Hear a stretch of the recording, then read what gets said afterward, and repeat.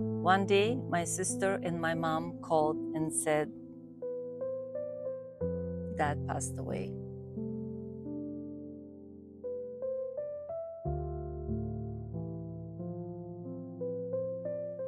That was a difficult time. I couldn't go back. I couldn't say my final goodbyes.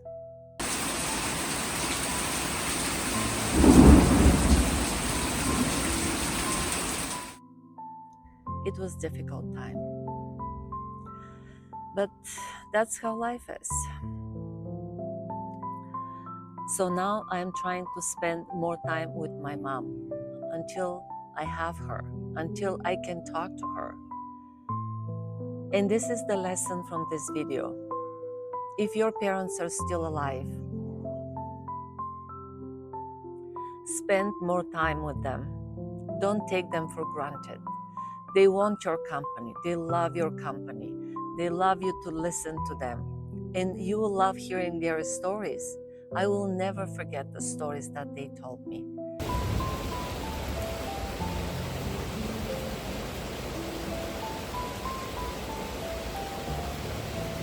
Today's video is not the one that I was planning to make actually. I was planning to go out and see something beautiful and enjoy the day, but it started raining. It's a little bit gloomy.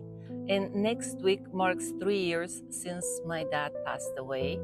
So I opened the old albums and I started looking into pictures and remembering my time with my dad and my mom. So I started feeling a little bit nostalgic. It's the rain, it's the quiet, it's the gloominess of the day and all these memories.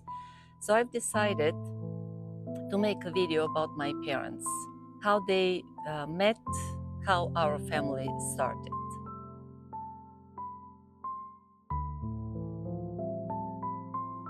Life changes so quickly. When we came here, I didn't go for a while back to Bulgaria.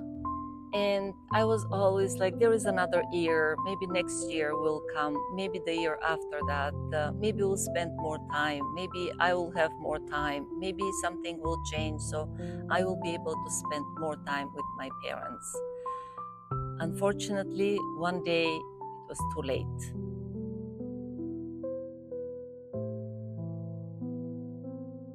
My parents were born in small villages in Bulgaria during the World War II.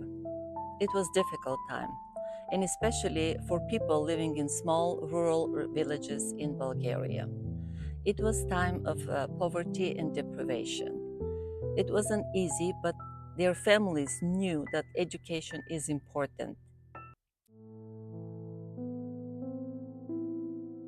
So both of my parents finished high school and went to university after that. My mom's village is a little bit bigger. They had school, they had hospital, they had a movie theater and a community center. It was a little bit bigger and a little bit, people were a little bit better off in her village.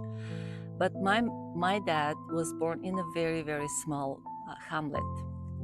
There was no school, there was no hospital, there was nothing, just a few houses there. So to go to school, he had to walk every morning, early in the morning, cold or sun or heat or whatever. He had to walk for an hour to get to school in the morning and then walk back after school to get home. It was difficult, but he did it, and his parents made him do it because they knew education is important. Then after he finished high school, he went to university. He became a zoologist. At that time, Bulgaria was a communist country. So he was assigned to work in my mom's village.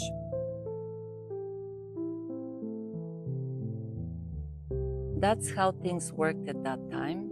Young people, after finishing university, they were assigned where they're needed to go and work. So my dad was assigned to go and work in my mom's village, and that's where they met. How they met. My mom is younger than my dad, and she was still in university. But the grandma matchmakers in her village, they told him there is a girl for you here in this village. And they introduced him to her.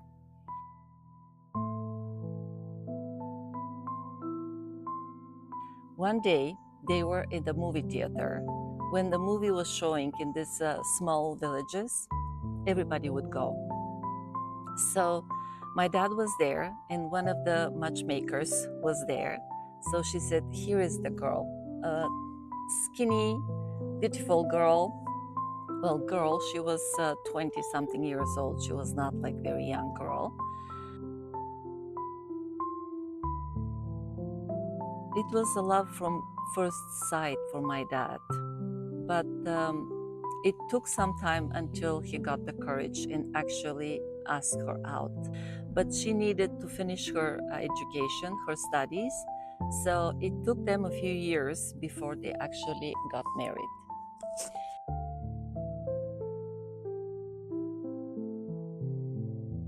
Just before getting married, my mom's dad passed away. So there was a small wedding. It was just a few friends as witnesses, and they signed the papers at the city hall, and that was it. There was not a big wedding or any fuss around that. Being from a small village for my dad, there was no transportation to this village.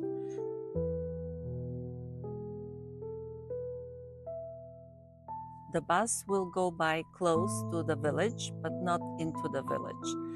So after the wedding, my dad took my mom to his small hamlet. And to get there, they had to take the bus. And then after the bus, they had to walk for, I'm not sure how long, but they had to walk for quite some time. For a young bride, that was shocking. 2 weeks before my dad passed away, I was in Bulgaria. I'm so grateful for the time I spent with my dad. We sat for long hours, we talked. He told me the story of his life. He told me so many things that I didn't know before. Maybe he had told me these stories before, but I haven't listened. I thought I will have more time with him someday. So, but at that time, he told me these stories, and my mom was there, and it was really heartwarming. It was touching. It was two people in their 80s just sitting there, remembering their youth, remembering the time when they met, remembering their first steps as a young family. That was really emotional for them and for me.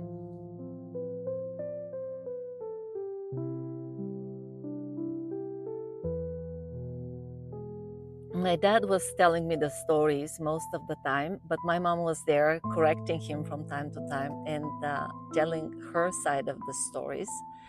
So that was her impression when, as a young bride, she went for first time in his village. She was shocked. The poverty in the house, they were not desperate. They didn't have much, and life wasn't always easy, but they never seemed to lack what truly mattered. The home was full of warmth, laughter, and love. My dad has a big family. He has 4 siblings and he's the youngest. So all of them were married at that time with children. So it was a full house of children running around, laughter. Everybody was talking to each other, laughing and having just good time. And even though they didn't have a lot of money, the atmosphere there was of a happy people.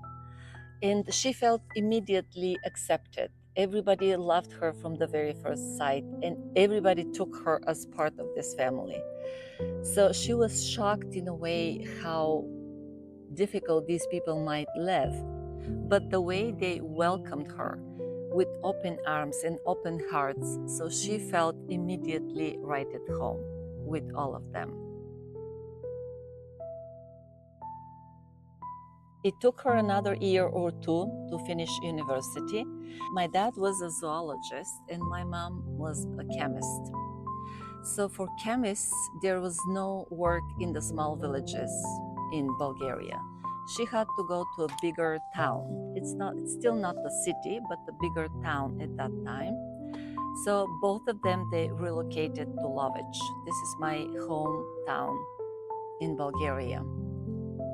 And after they relocated to Lovech and they were given job at that time, if one of the spouses works in one place, the other one automatically would get some job also in the same village or town or city. And they started our little family. So then I was born and my sister was born.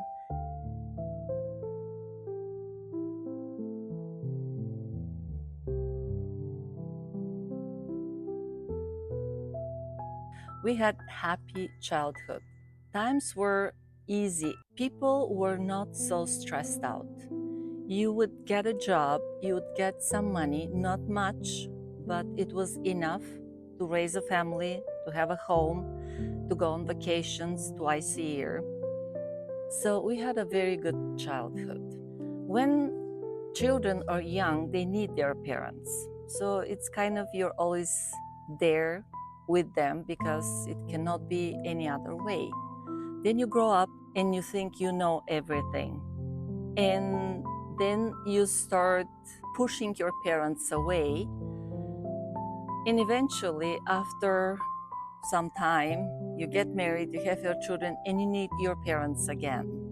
And my parents were really helpful raising my children. When we left Bulgaria, my children were 10 and 12 years old, not really young. Coming here, my kids had to grow up without the grandparents around. I'm really thankful to my sister for staying there, for being there for everything they needed. She is my parents' rock. She does everything for them. She's there for everything they need. And especially now for my mom, after my dad died, she is there every day. I love my sister and I'm very, very thankful and grateful for her. So we came to Canada. It took us some time until we settle, until we make Canada our home. I didn't go back to Bulgaria for 6 years at the beginning. Then after that, we started going more often, like every 2 years, every year. But it's still, we're there only once a year for 2 or 3 weeks. That's it. That's the only time I could spend with my parents. And every time I would go back to Bulgaria, I would be like, oh, I need to go visit this and that place. I need to go and visit this and that person. And I was telling myself that I will see my parents later. I will see my parents next time when I come and visit. And then next time comes and I still have some things to do while I'm there.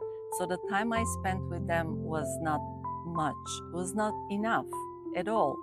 Now I realize that. But at that time, I was thinking that's how it is.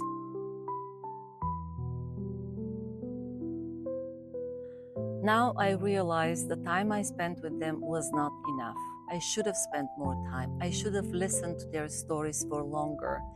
I should have somehow recorded these stories for my children, for myself, just for the legacy of my parents.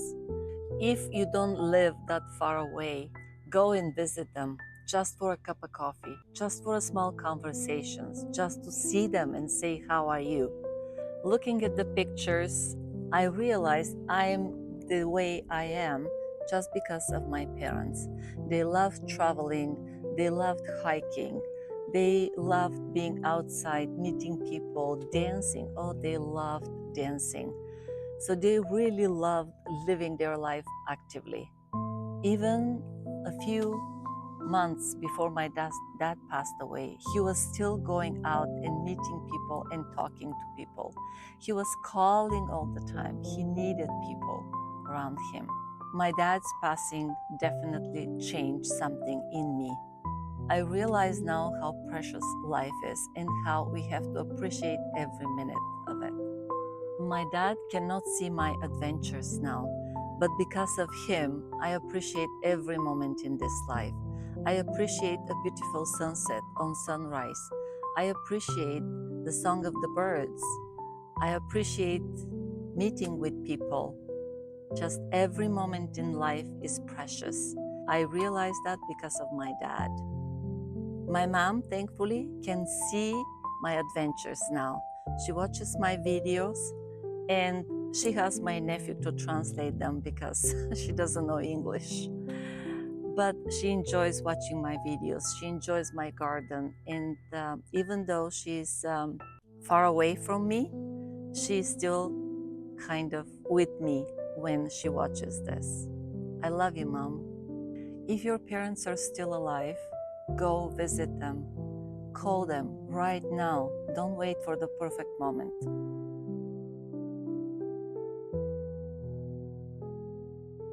And if you, like me, said goodbye to one of your parents, just live your life fully to honor your parents.